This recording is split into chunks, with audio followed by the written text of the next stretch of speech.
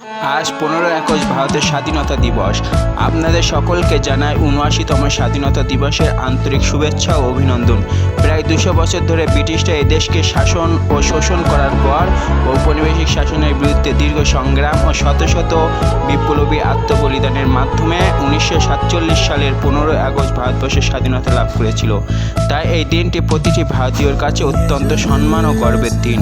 স্বাধীনতার দিনটি ভারতের জাতীয় উৎসব হিসেবে পালন করা হয়।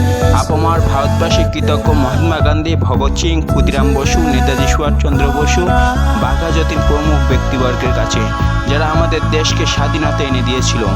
তাই আজকের দিনে আমাদের শপথ গ্রহণ করা উচিত যে আমরা এই স্বাধীনতা রক্ষা করব। আমাদের ভারতকে একটি শক্তিশালী, সমৃদ্ধ এবং সুখী জাতি গড়ে তুলতে হবে।